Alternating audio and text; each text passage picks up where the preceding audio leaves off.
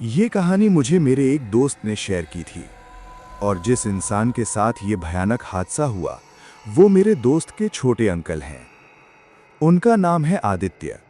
मेरा दोस्त अपने पूरे परिवार के साथ राजस्थान के अजमेर में रहता है, लेकिन उसके अंकल आदित्य अजमेर में नहीं बल्कि राजस्थान के पाली शहर में रहते हैं। पाली, जहां कपड़ा उद्योग काफी बड़े स्तर पर फैला हुआ है। आदित्य वहीं की एक कपड़ा बनाने वाली फैक्ट्री में सुपरवाइजर के तौर पर काम करते थे। आदित्य पढ़े लिखे, समझदार और तर्कवादी इंसान थे। भूत प्रेत, जिन, आत्मा, इन सब बातों पर उन्हें बिल्कुल भरोसा नहीं था।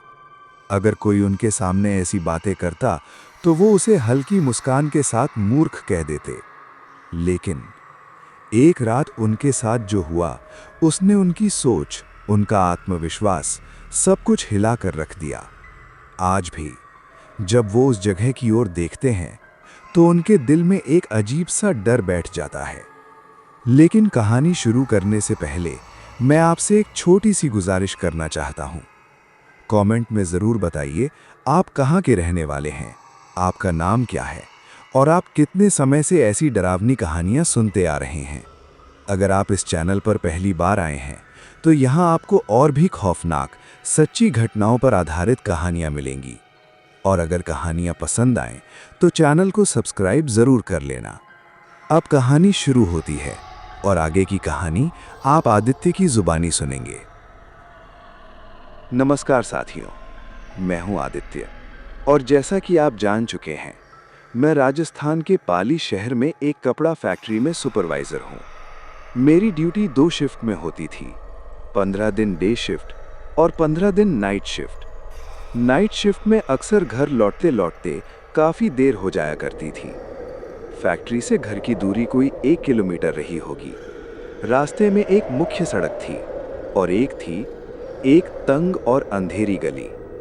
मैं हमेशा मुख्य सड़क से ही घर जाता था, क्योंकि उस गली में चोर उचक्कों का डर था और कुत्तों का भी। लेकिन उस रात मुझे मजबूरी में वही गली पकड़नी पड़ी। घड़ी में रात के 12 बज रहे थे। तेज हवा चल रही थी, जैसे अभी जोरदार बारिश होने वाली हो। हाथ में टिफिन बॉक्स था और दिमाग में बस एक ही बात, नेहा बिना मेरे खाना नहीं खाएगी। मैं तेज कदमों से उस गली में आगे बढ़ने लगा।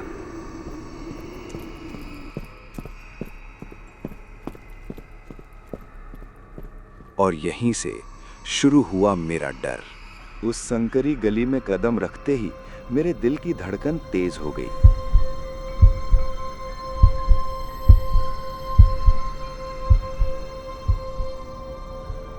चारों तरफ सन्नाटा था, इतना गहरा सन्नाटा कि अपने ही कदमों की आवाज डराने लगी थी।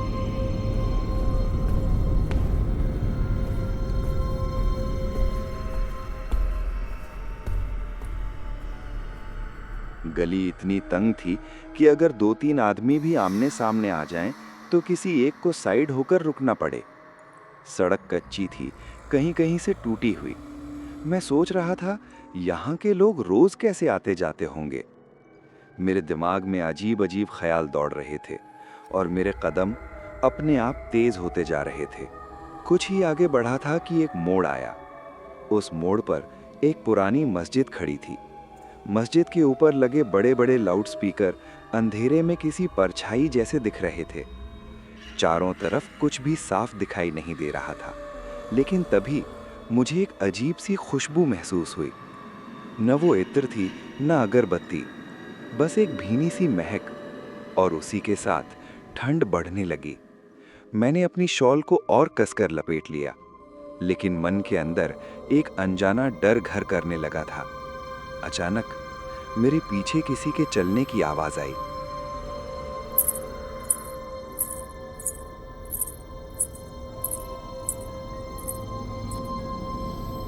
मेरे कदम अपने आप रुक गए। मैंने सोचा, अभी तो यहाँ कोई नहीं था। कौन हो सकता है? कोई चोर, कोई कुत्ता, या फिर मेरा ही वहम?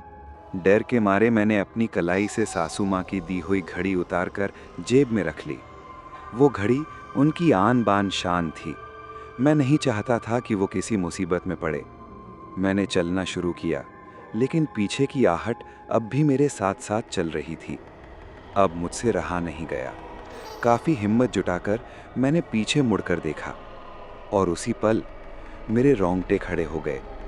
उस सुनसान गली में आधी रात को मेरे अलावा एक और मौजूद थी।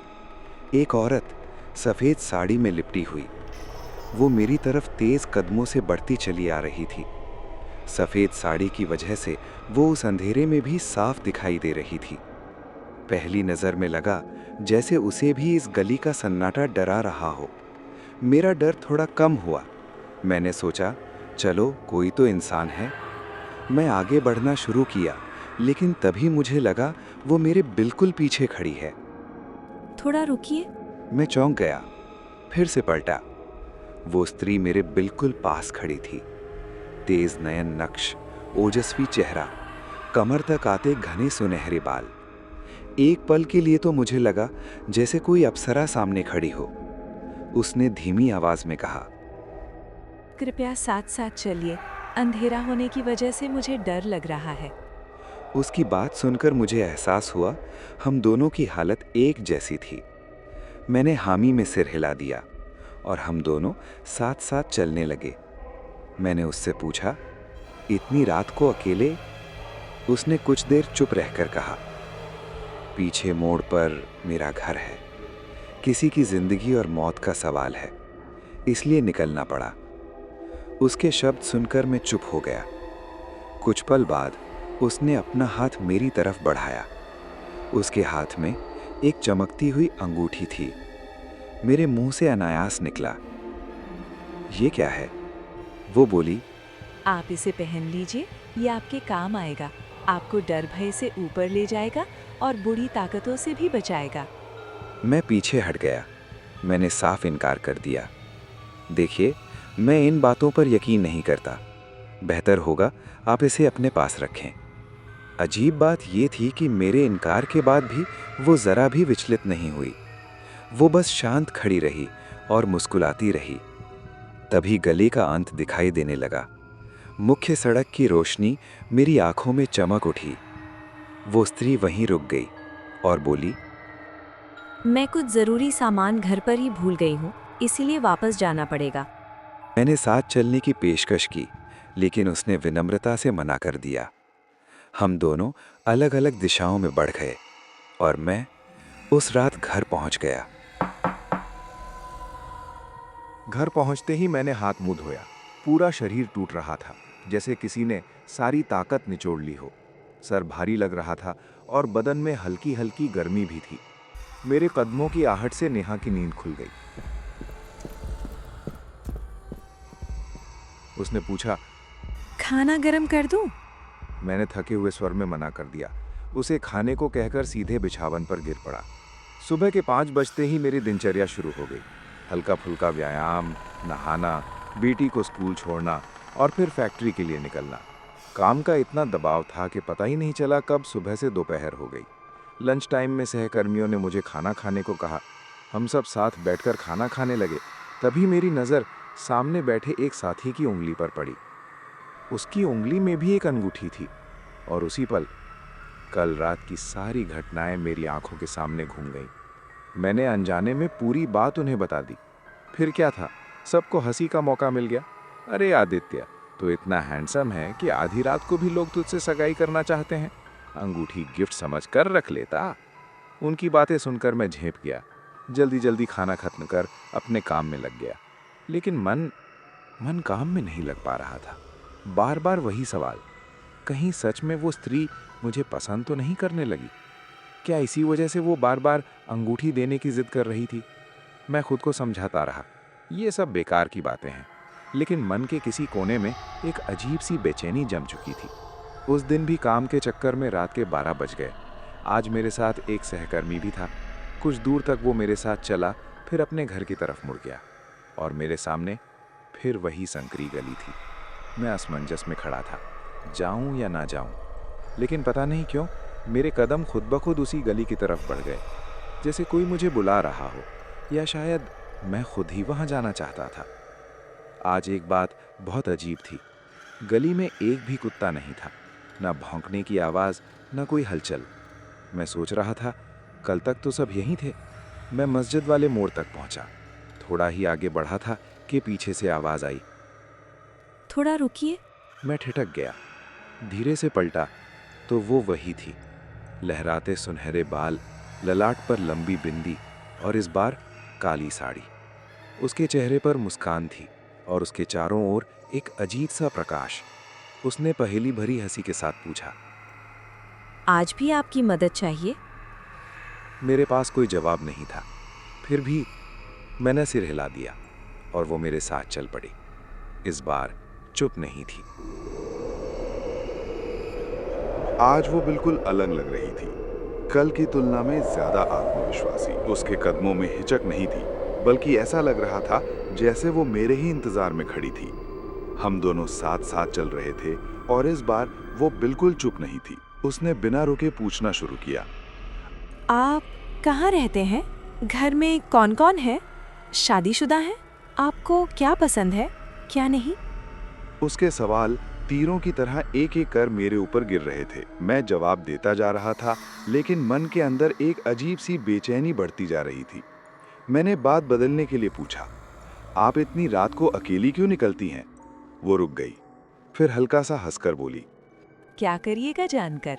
बस जब मिलना हो इसी गली से गुजरना, मैं दिख जाऊंगी। और ये कहते ही वो ठहाका लगाकर हंस पड़ी। उसकी हंसी इस सन्नाटे में चुभने लगी। मुझे बड़ा अजीब लगा। मैंने ऐसा जवाब कभी सोचा भी नहीं था।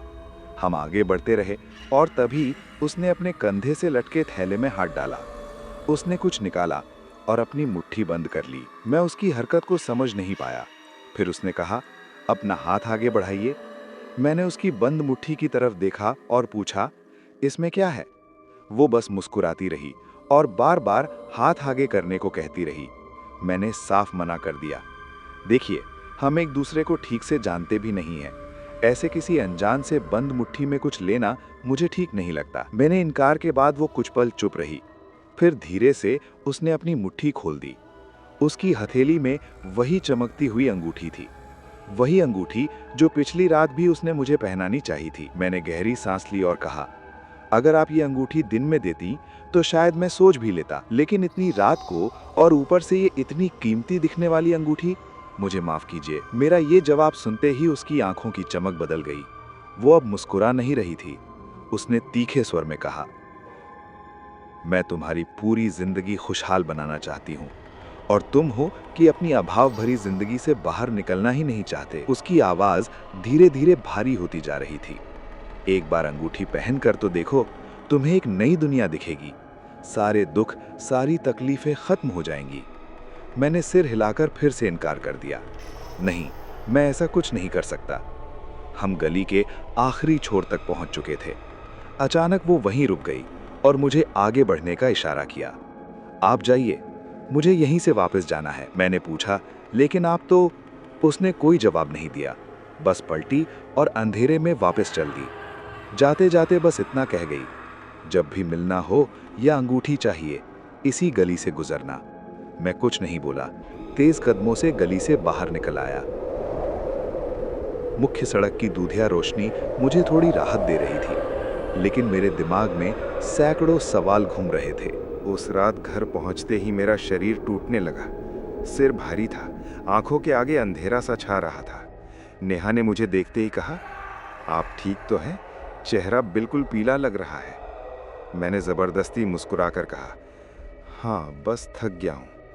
लेकिन सच ये था कि मेरे बदन में तेज बुखार चढ़ चुका था। खाना बिना खाए मैं बिस्तर पर लेट गया। आंख लगते ही मैंने खुद को उसी गली में पाया। वही सन्नाटा, वही ठंडी हवा और वही अजीब सी घुटन। मेरे पैरों के नीचे जमीन चिपचिपी लग रही थी। मैंने नीचे देखा, वो खून था और तभी पीछे से कुत्तों के भौंकने की आवाज आई।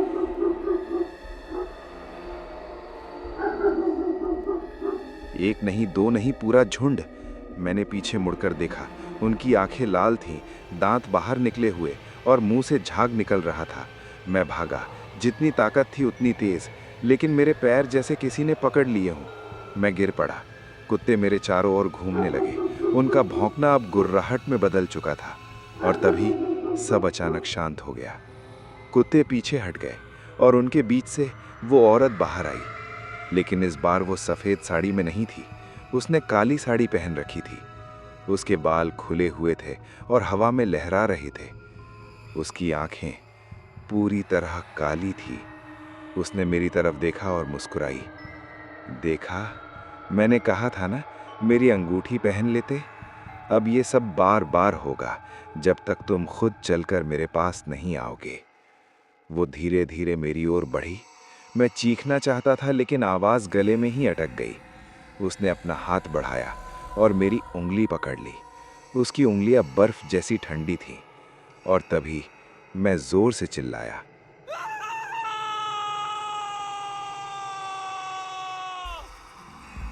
मेरी आंख खुल गई। मैं पसीने में भीगा हुआ था। नेहा मुझे हिला रही थी। आदित्य, आदित्य, आप बुखार में कुछ बड़बड़ा रहे थे। मैंने राहत की सांस ली, लेकिन तभी मेरी नज़र अपनी उंगली पर गई। वहाँ एक लाल निशान था, ठीक उसी जगह जहाँ अंगूठी पहनाई जाती है। मेरे शरीर में ठंड की लहर दौड़ गई, क्योंकि अब मैं समझ चुका था ये सिर्फ सपना नहीं था। अगली सुबह जब मैंने नींद खोली, सिर भारी और मन बेचैन था। नेहा ने पूछा, क्या आप कल की रात के बारे में बता सकते हैं? मैंने सांस लेकर धीरे धीरे सारी घटनाओं को समझाया। गली, स्त्री, अंगूठी और डरावना सपना। नेहा की आंखों में चिंता साफ झलक रही थी, लेकिन उसने शांत रहते हुए कहा, हम सब मिलकर इसका समाधान ढूंढेंगे।